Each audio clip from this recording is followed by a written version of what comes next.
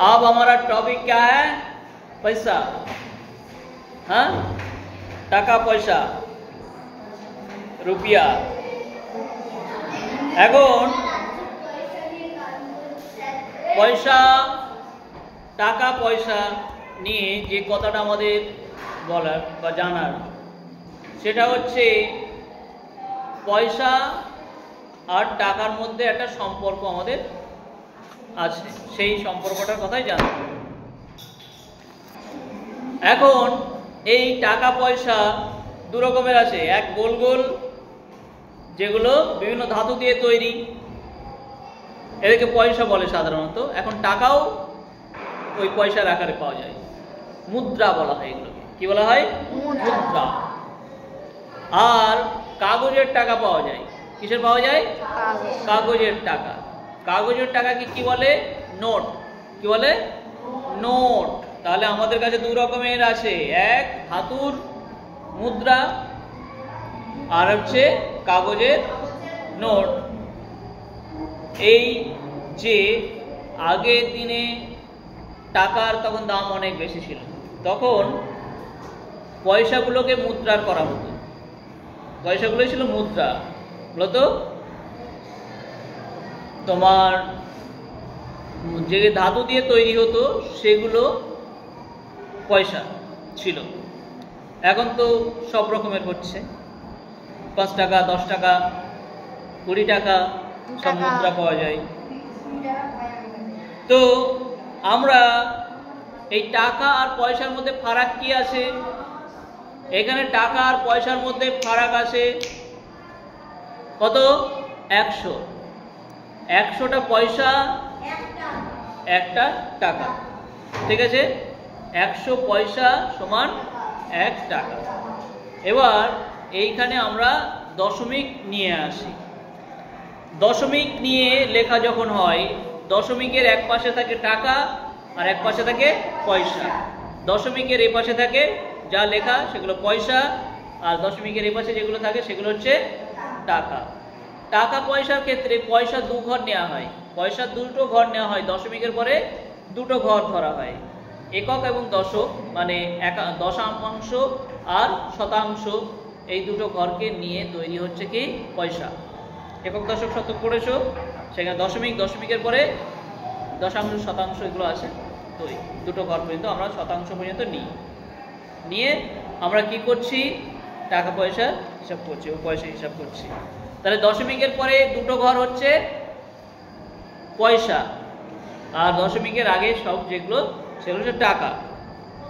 ঠিক আছে, যদি দশমিকের আগে শূন্য থাকে, 0.25, মানে তোমাকে এটা বলতে হবে 0.25 টাকা, 0.25 টাকা। যদি পয়সা হিসাবে বলতে চাও এটা বলতে পারো 25 পয়সা। আর টাকা হিসাবে বললে কি বলতে হবে? 0.25 টাকা। ঠিক আছে, কারণ দশমিকের পরে আমরা যখন সংখ্যাগুলোকে বলি বা নাম্বারগুলোকে বলি, তখন আমাদের কি বলতে হয়? দশমিকের পরে নাম্বারগুলো বলার সময় শুধু নাম্বারগুলো বলতে হয়, সেখানে আমরা শত বা এই সমস্ত আমরা বলতে পারি না বা বলি না, বলতে নেই। ঠিক আছে, এবারে টাকা যখন তোমরা হিসাব করছো, টাকা পয়সা যখন পড়ছো, তখন স্বাভাবিকভাবে একটা জিনিস আসে, টাকার অর্ধেক। টাকার অর্ধেক, 1 টাকার অর্ধেক কত? 50 পয়সা। 50 পয়সাকে কি বলা হয়? আধুলি। কি বলা হয়? আধুলি। ঠিক আছে, আবার 50 পয়সার অর্ধেক হচ্ছে কত? 25 পয়সা। 25 পয়সাকে কি বলা হয়? সিকি। ঠিক আছে, আবার আনার হিসাব আছে একটা, 12 আনা, 16 আনা, 8 আনা। 8 আনা মানেই হচ্ছে কি? 50 পয়সা। 8 আনা মানে 50 পয়সা। আর 16 আনা মানে হচ্ছে 1 টাকা। 16 আনা মানে 1 টাকা। বুঝা যাচ্ছে? আর 4 আনা, 4 আনা, 8 আনা, 16 আনা। 4 আনা কি? 4 আনা হচ্ছে 25 পয়সা। 25 পয়সাকে কি বলা হতো? 4 আনা।